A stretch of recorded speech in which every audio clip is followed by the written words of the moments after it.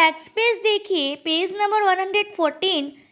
नीलकंठ और राधा की सबसे प्रिय ऋतु हो तो वर्षा ही थी। नीलकंठ और राधा की सबसे प्रिय ऋतु कौन सी थी? वर्षा ही थी। आपने देखा होगा मोर कब नाचता है पंख फैलाकर? वर्षा ऋतु में। मेघों के उमड़ आने से पहले ही वे हवा में उन उसकी सजल आहट पा लेते थे और तब उनकी मंद केका और गुंज अनुगुंज तीव्रता से तीव्रतर होती हुई मानो बूंदों के उतरने के लिए सोपान पंक्ति बनने लगती थी। मेघ के गर्जन के ताल पर ही उनके तमने नृत्य आरंभ होता होता जब मेघ मतलब बादल गरजने लगते हैं, गरजने के ताल पर ही उनके नृत्य आरंभ हो जाता है। और फिर मेघ जितना अधिक गरजता है, मतलब जब बादल जितने अधिक गरजते हैं, बिजली जितनी अधिक चमकती, बूंदों की रिमझिमाहट जितनी तीव्र हो जाती, नीलकंठ के नृत्य का वेग उतना ही बढ़ जाता था और उनकी केका का स्वर उतना ही मद्र से मदंतर होता जाता। वर्षा के थम जाने पर वह दाहिने पंजे पर दाहिना पंख और बाएं पर बायां पंख फैलाकर सुखाता। वर्षा के थम जाने पर वो क्या करते हैं? दाहिने पंजे पर दाहिना पंख और बाएं पर बायां पंख फैलाकर सुखाता। कभी कभी वे दोनों एक दूसरे के पंखों से टपकने वाली बूंदों को चोंच से भी पीकर पंखों का गीलापन दूर करते थे। कभी कभी वे क्या करते थे कि एक दूसरे के पंखों से टपकने वाली बूंदों को चोंच से पीकर पंखों का गीलापन दूर करते थे। इस आनोत्सव की रागिनी में बेमेल स्वर कैसे बज उठता, यह भी एक करुण कथा है। एक दिन मुझे किसी कार्य से नखास कोने से निकलना पड़ा और बड़े मियाँ ने पहले के समान कार को रोक लिया।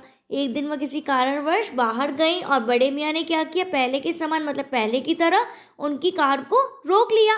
इस बार किसी पिंजरे की ओर नहीं देखूंगी। इस बार लेखिका कह रही है कि वह किसी पिंजरे की ओर बिल्कुल नहीं देखेंगी। यह संकल्प करके मैंने बड़े मियाँ की विरल दाढ़ी और सफ़ेद डोरे से कान में बंदी ऐनक को भी अपने ध्यान का केंद्र बनाया।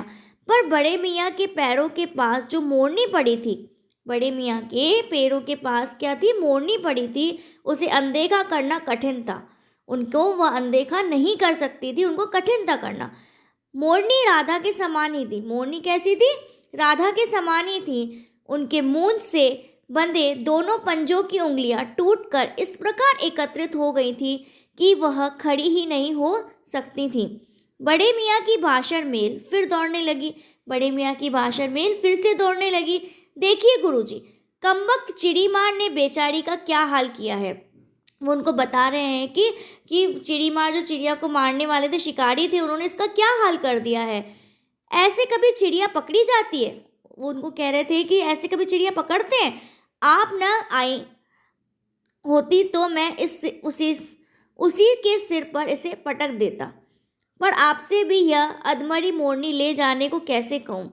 वो कह रहे थे वहाँ पे कि बड़े मियाँ जो थे, दुकानदार थे, वो उनसे कह रहे थे अगर आप नहीं आती तो मैं इसको उसी के सिर पे पटक देता, लेकिन आपसे भी मैं ऐसा नहीं कह सकता कि इस अधमरी मोरनी को आप ले जाओ।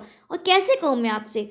सारांश यह है कि 7 रुपये देकर मैं उसे अगली सीट पर रखवा कर घर ले आई और एक बार फिर मेरे पढ़ने लिखने का कमरा अस्पताल बना। सारांश तो यह है कि 7 रुपये देकर मैं इस अगली सीट पर बिठाकर उसको रखवा कर घर पे लेके आई और एक बार फिर मेरे पढ़ने लिखने का कमरा क्या हो गया? अस्पताल बना। पंजों की मरहम पट्टी और देखभाल करने पर वह महीने भर में अच्छी हो गई। मतलब वो महीने भर में वह ठीक हो गई। उंगलियां वैसे ही टेढ़ी मेढ़ी रहीं, परंतु वह ठूंठ जैसे पंजों पर डगमगाती हुई चलने लगी। तब उसे जाली घर में पहुंचाया गया और उसका नाम रखा गया कुब्जा। उसका नाम क्या रखा उन्होंने? कुब्जा। नाम के अनुरूप